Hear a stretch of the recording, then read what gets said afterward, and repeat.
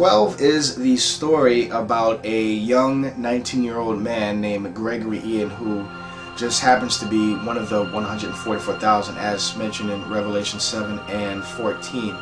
Now, the story takes place during the last 12 hours of the end of the world prior to the return of Christ, and Gregory is set on a journey simply to proclaim the gospel, while at the same time he is on his way to Jerusalem and running from the New World government. Now, along with him are 11 others who also acknowledge him as one of the 144,000, two of which are not saved. We'll get into more detail about who they are and their motive and stuff like that later on.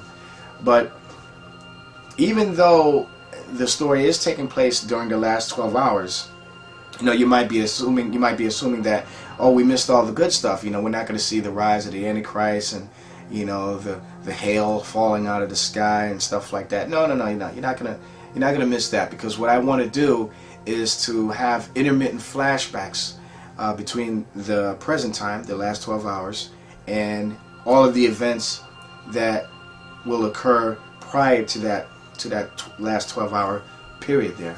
You're going to see the rise of the Antichrist, the false prophet casting fire from the sky, the two witnesses preaching the gospel, throwing fire out of their mouth, turning water into blood, being killed, and then 3 days later being risen from the grave, risen from the dead. I mean, all the elements that are mentioned concerning the last days, I want to throw in there. And again, I cannot stress this enough, but this cartoon is being done primarily for entertainment purposes, okay? And it is entertainment for the Christian, for the Bible-believing Christian, okay? So those who know where the book of Revelation is literal or where it's figurative, I hope you'll be able to look at this cartoon with the mindset that this is strictly for entertainment purposes, but also, Lord willing, He'll use it to bring someone to Christ and also to edify the church.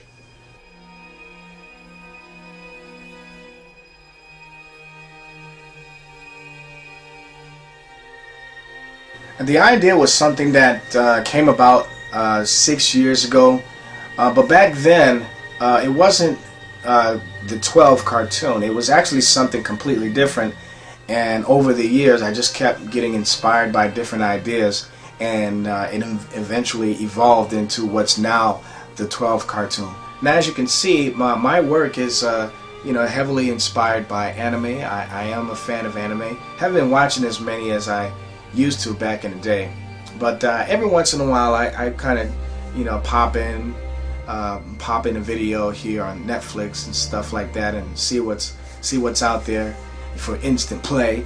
Yeah, I am a big fan of anime.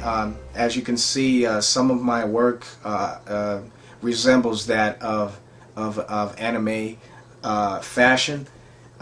You can tell it's very Americanized, American looking. Yeah, it looks like an American trying to look anime. So that's exactly how I would describe my art. Yeah, I like the anime look because there's something simple about it, but at the same time complex in its own unique way, and that inspired me a great deal as a kid. So and I've just been going that route ever since. Of course, I definitely got to give props to my Lord and Savior Jesus Christ for inspiring me with His Word and the other ideas that contributed to bringing this project to life. So all praises go to God.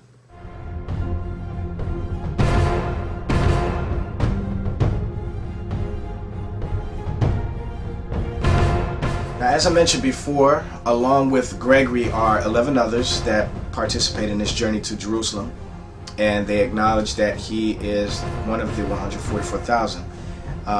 And the characters are Chow, Alexa, Victor, Macy, Jasmine, Dashiell, I, Murphy, Michael, Mal, and Vekel.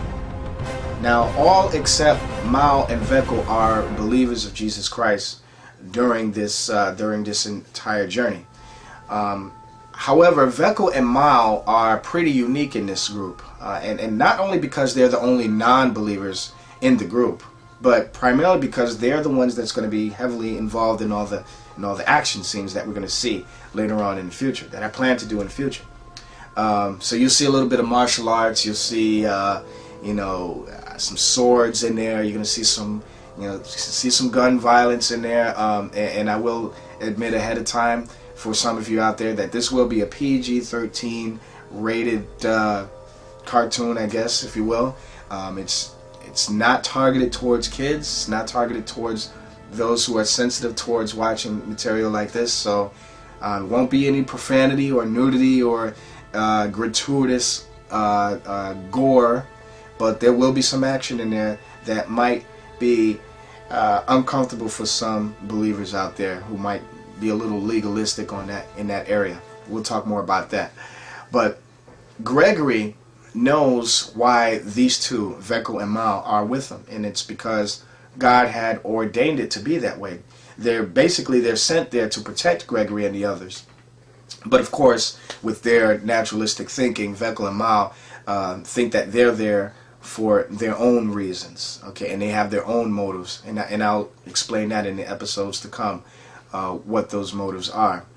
Now, of course, in every good story, you have to have an antagonist of some sort. Okay, you have to have a bad guy, and of course, obviously, I didn't make this story up. These are events that are to come, so it was real easy for me to create a bad guy for this story. And the bad guy in the story is the Antichrist. Okay, we have the political Antichrist and the false prophet, and then we have the New World Order, the New World Government, which is headed by the Antichrist. So I'll reveal, of course, more about the false prophet, the Antichrist, and all the other things concerning that in the episodes to come.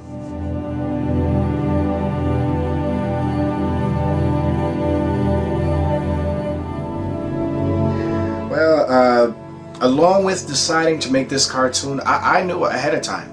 I already knew ahead of time that there are always going to be critics of some sort from all sides, and that's fine with me. I'm totally cool with that. I'm used to it. I mean, if you've been posting videos for at least a good while, at least a few months, you know that there's always going to be somebody out there to criticize your stuff. And we should be used to it because it's a part of nature. Okay, God has made us different and unique, so we're not always going to agree on every tiny little thing. Okay, but there are some things that I personally feel that I must get off my chest and that I must put on the table so that there is less confusion prior to this first episode being put up.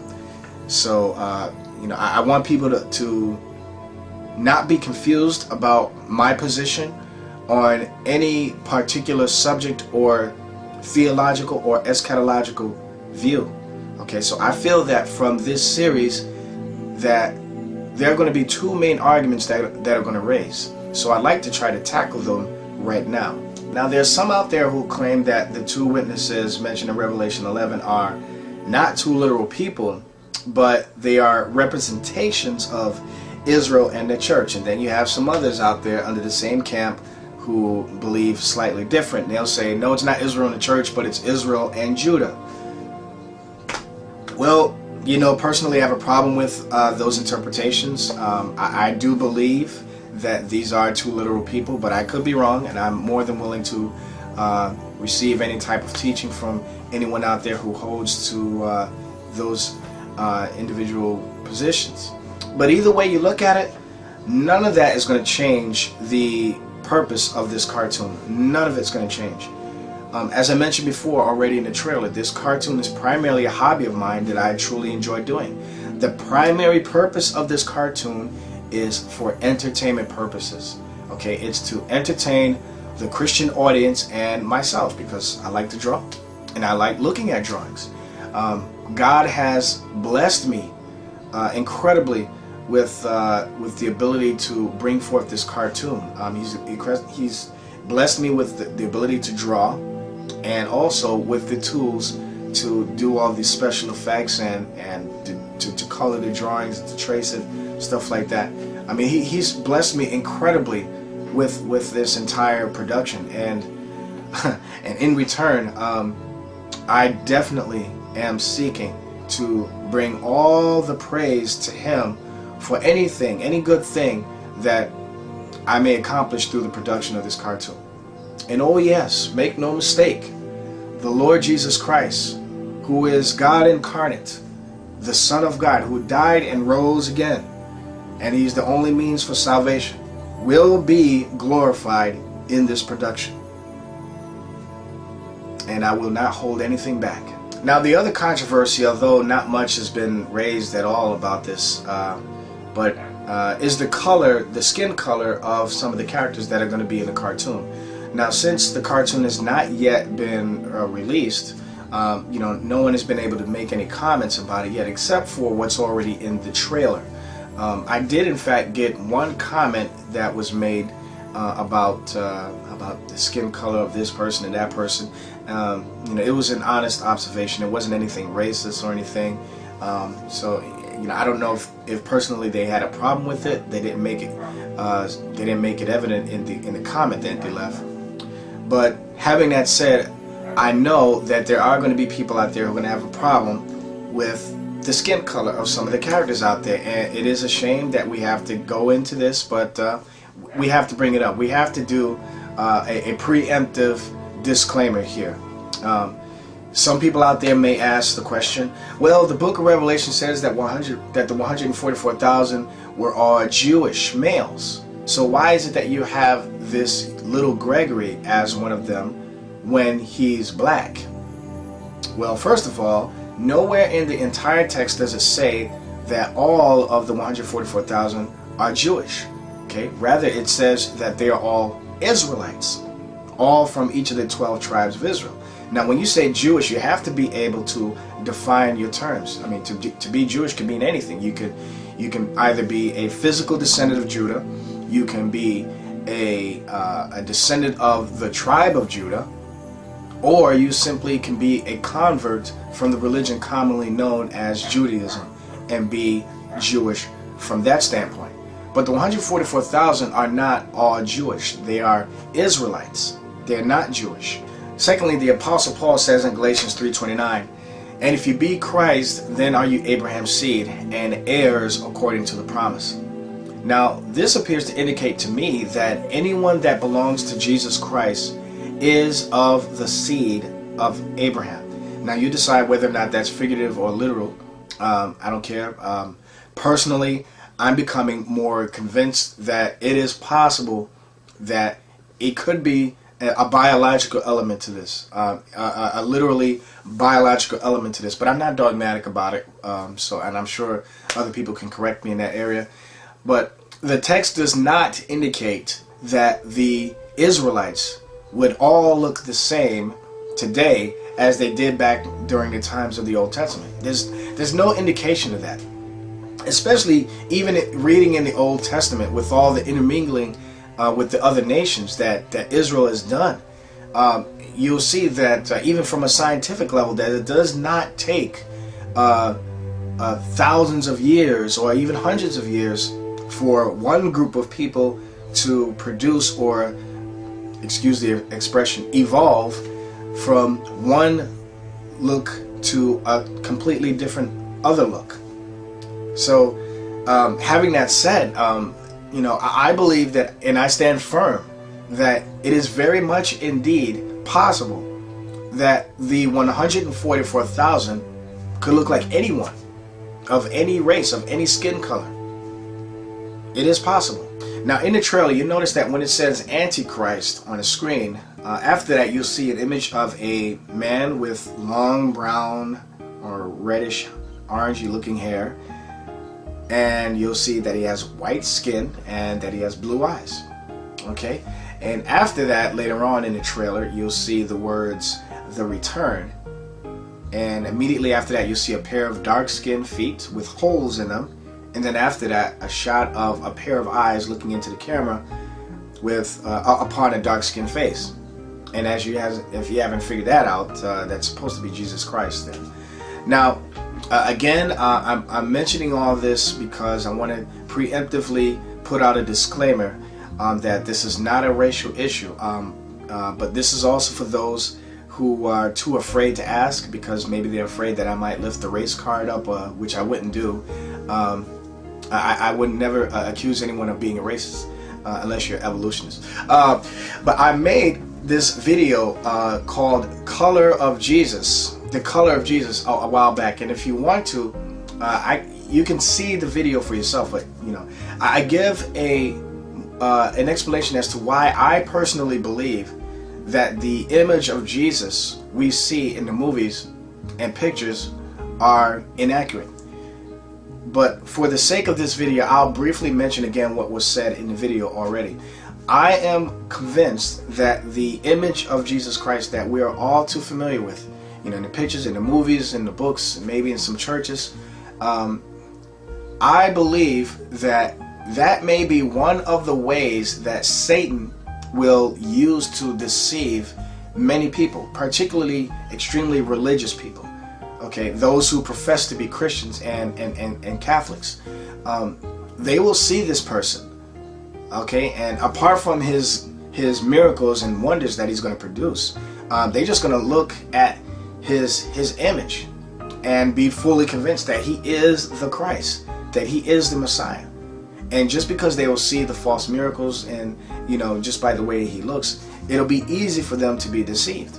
Now, of course, the elect are not going to be deceived, but the miracles that he'll perform will be very close. They'll have some effect on their understanding of who he is and stuff like that.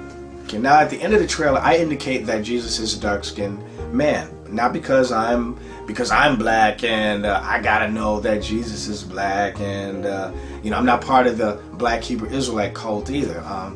I believe that people of all nations, of all kindred, of all tongues, will be saved. Not every individual from every nation, but every nation will possess one of God, a handful of God's elect. The Bible makes it very clear in John 3:16. For God so loved the world that he gave his only begotten Son, that whosoever shall believe in him, whoever believes in him shall not perish but have everlasting life. It does not say that the world is only Israel. It says the world, talking about all nations, all kindreds, all tongues. So there's no importance at all to know the skin color of Jesus Christ. None at all. But what I'm doing with this cartoon is, to the best of my ability, I'm trying to stay historically, scientifically, geographically, and biblically accurate as much as I can, to my knowledge, okay? And as a result of that, I do not believe that Jesus looked like the character that we see in these pictures and in the movies and stuff like that. I believe that he had to have been a darker skinned individual. So to all my brothers and sisters out there who are believers in Christ, who believe that salvation is attained only by his blood, and by belief on him, that he is the Son of God, that he died and rose from the grave. If you are white and you have any questions, feel free to bring them to me. I promise you that I will not lift the race card in any questions or any discussion you wish to have with me, unless you're an evolutionist.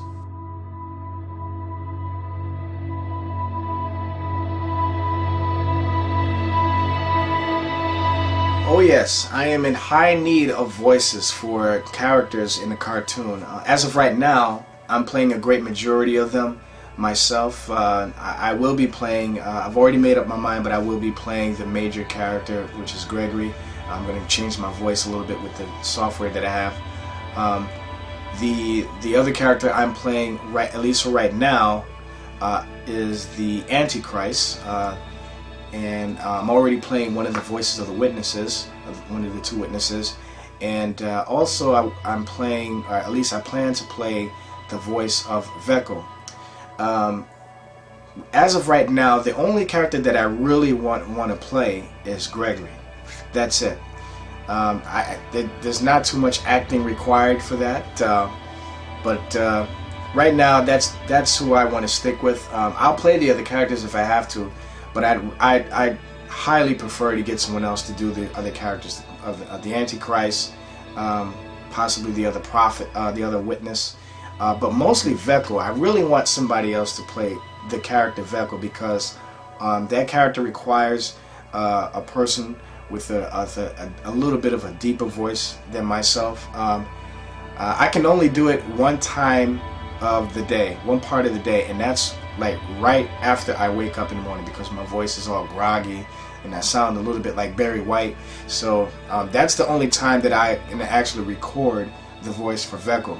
But if there's anyone out there who is who's interested in doing Vekel's voice, or any of the characters' voices, I would be absolutely honored and privileged to work with you. And just give me an email and just let me know that you're interested. If you are interested in getting in a part of this, I am going to need to hear your voice, obviously. The best way for me to do that I can suggest is to talk to each other through Skype, so we can kind of do an audition that way.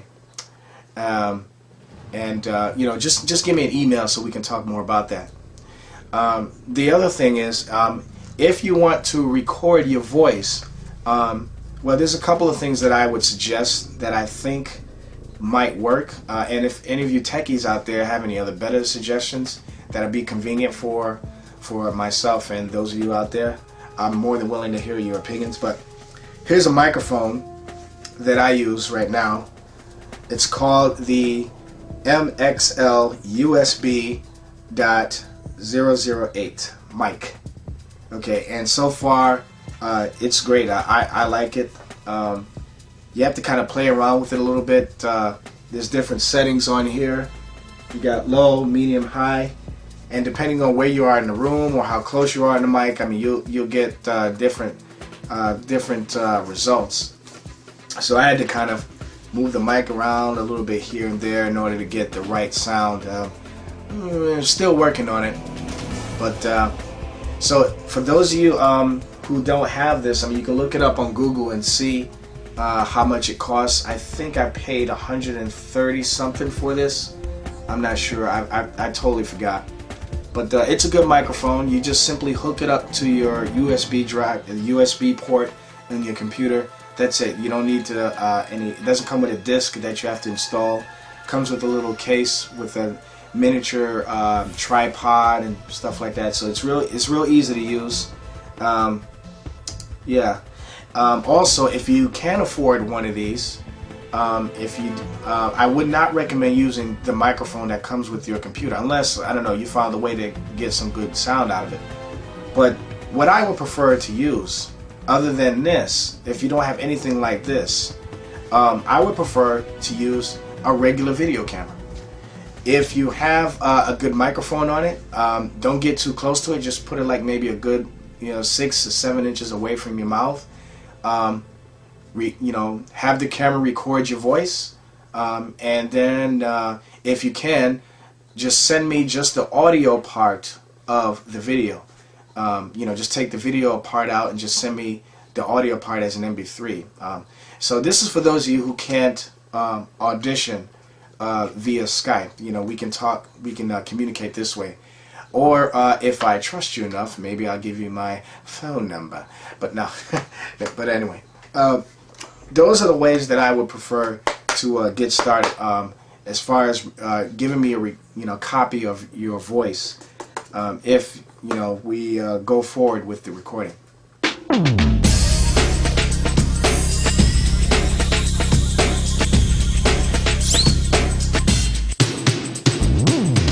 I absolutely hate drawing with what's called the mechanical pencil, and basically that's a type of pencil that provides you with a brand new sharpened point whenever you as you continue to draw. You'll never run out of a sharp point. You'll never have to go to a nearby pencil sharpener and sharpen this pencil, because this pencil is set up, is designed so that the lead that's inside the pencil will continue to come out sharpened. Personally, I hate drawing with those things because it doesn't have the right texture to me. I prefer to use what's called a 4H pencil, and as you may already be familiar with in high school, that there's different types of pencils out there. I prefer to use what's called the 4H pencil. And the type of paper that I draw with, I don't like the glossy kind. I prefer to draw with your average sketchbook type of paper that you can get at any drugstore or any art store out there. To me, there's just something about the way the rough sketch of a drawing looks. I mean, it's just a beautiful thing about that. It just, to me, it brings out the authenticity of the artist's work, under the artist's talent rather. And then after you clean it up through like Flash or Photoshop, you kind of lose that feeling, that authenticity a little bit. I mean, you can still see a uniqueness there, but there's I don't know, just something. There's something mystical, for lack of a better term, when you're looking at a rough sketch of a drawing of a character. And I think that true artists out there, or appreciators of art, can really see the difference there, and they'll definitely get a different feel for it. And to me, when I see rough sketches like that, I'm always compelled to whip out my pencil and start wanting to draw something like that. The tools that I use to color and trace the drawings, well, I use a program that's called Flash for Adobe CS3.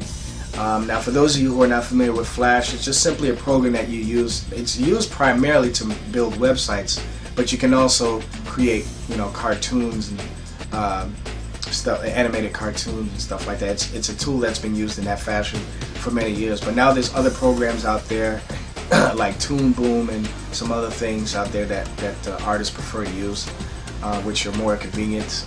The interface is more convenient. But right now I'm sticking with Flash for Adobe CS3.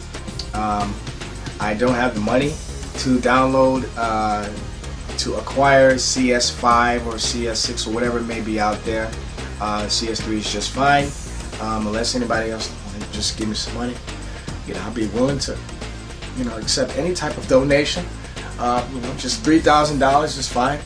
No, just kidding. But anyway, I use that program, Flash, to do the coloring. And here's how it goes, really.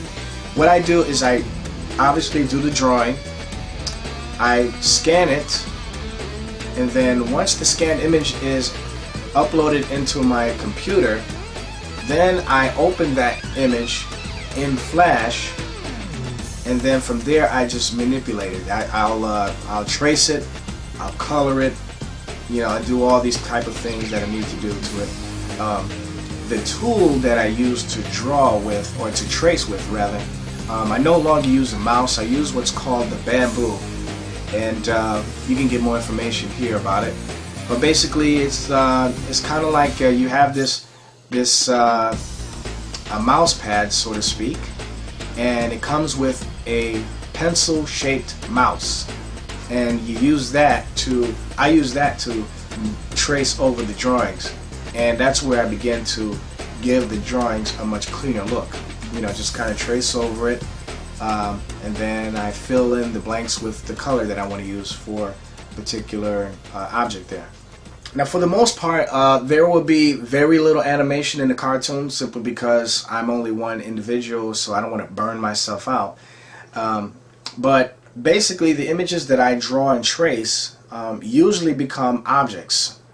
Now, what do I mean by that? Well, once I'm done in Flash, like once I'm done tracing the character and coloring the character in Flash, from there, I export the image in Flash as a PNG file.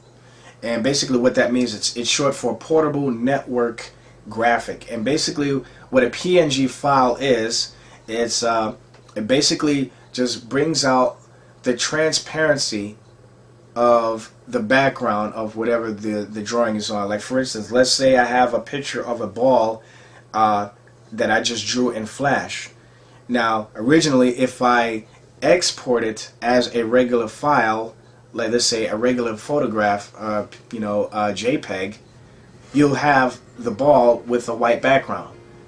But if I export it as a PNG file, then it will be just the ball, and the background would not be there. It'll be transparent no matter what program you open it up in. So this is how I export. This is what I do with the drawings after I draw, trace it, and color it. I export the images as individual PNG file, portable network graphic. But after I do that, then I open up a program called After Effects, which is another program from Adobe. From there, the majority of the animation and the special effects is done. Okay, so what I do is I open up After Effects, I import the PNG file, the drawings that after they've already been traced, and I just do the animation there. I just do little minor movements with the character, and there's like a virtual camera that's built in to After Effects that you can do everything in. So that's pretty much what I do for that. Now there's a program out there called Toon Boom that has these features built in already, so you don't have to keep going back and forth from Flash and Adobe After Effects. But I have no idea how to use this program. It is very frustrating. They want to charge you $50 to download how to use it. I haven't found anything on YouTube, so if there's anyone out there who can show me how to use this program, I will be honored, and I would be so happy that that you will be able to help me out with this. Okay, so anyway, and also don't forget the $3,000. I can use some help with that. Nah, just kidding, just kidding. Okay, the sound effects I get from all types of places. I got CDs. I get sounds from videos off of YouTube. I download the videos from YouTube and just extract the sound from it. And of course, there are the websites that where you can buy these sound effects. The two that I check out more frequently are sound-effect.com or productiontracks.com. So those are the two websites that I go to frequently to find the best sounds that I'm looking for. I'm sure there's other websites out there. I just don't have the patience to do a search for them. So if there's anyone, any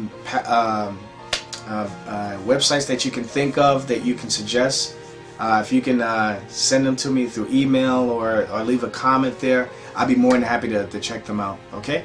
So I appreciate that. Thanks. Music. Personally, I prefer to create my own musical scores for certain scenes. I use a program called Fruity Loops 9 Producer Edition, and there are other music creating programs out there that others use, but with the research that I've done, I've come to the conclusion that Fruity Loops is the best for me to use. I mean, it's a little bit easier for me to use than these other programs. There's still a ton of stuff in the program itself that I have to learn, but I'm basically able to create a real simple song, with no problem. Now, when I can't think of a good song to create, or if I'm just too lazy to create a song, there are quite a few sources that I would consider. For one thing, I own a copy of what's called Pro Scores from a company called VideoCopilot.net, which is an excellent place to go to if you want to get good presets and plugins for really good quality special effects. But Video Copilot has this DVD called Pro Scores, which contains musical themes for different scenes. So, but you also have the ability to break down the songs and utilize just the percussions or other parts of the song and switch up the tune to create your own tune. So obviously it's royalty free. So after you purchase the thing, I think it's about $99 for the whole thing. Check out their website, man. If you're really interested in visual effects, sound effects, and even musical scores, I would highly suggest giving Video Copilot a peek first. Really good stuff. Really good stuff. They got free tutorials on there. Shows you how to make all kinds of stuff, man. It's really great. Guarantee half the stuff that you see on YouTube utilizes their material. So, really good stuff. Again, Video Copilot is the place to go to get some of the real good stuff concerning sound, special effects, and sound effects. Okay, as I mentioned before, I do a majority of animation in Adobe After Effects, but the special effects are done in After Effects as well. Now, it's either through using the presets that are already provided by videocopilot.net, or I simply create my own special effects or own presets via the tutorials that Video Copilot provides. I mean, either way, I mean, you're going to get some really good stuff if you go to their website. I guarantee you, you know, if you want to make some good videos, if you have After Effects, you should really take a peek at these guys' website, videocopilot.net.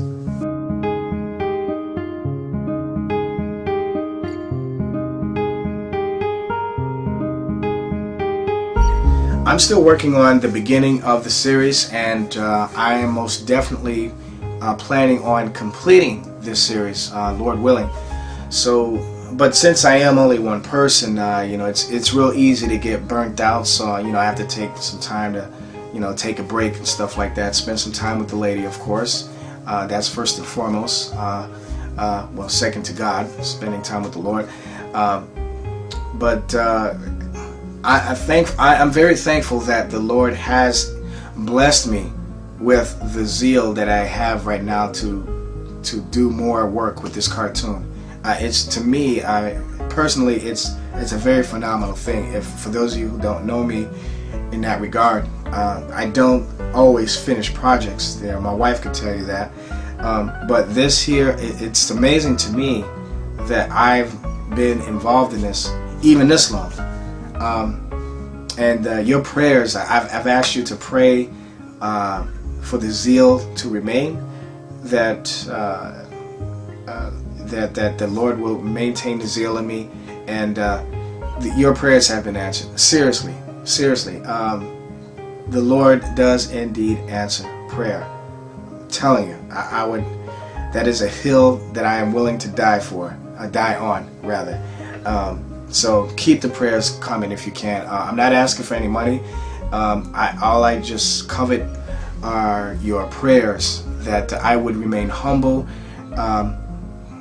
Anytime I get any praises for this work, that I would always bring the praise towards the Lord, and also that the zeal would remain in me so that I can finish this project, and ultimately that the Lord's name is glorified, that the Son of God is glorified through the making of this project, that God the Father is glorified, that the Holy Spirit is glorified. Again, with that said, I just want to thank you. Thank you so much for your prayers, and enjoy the episodes to come. God bless you.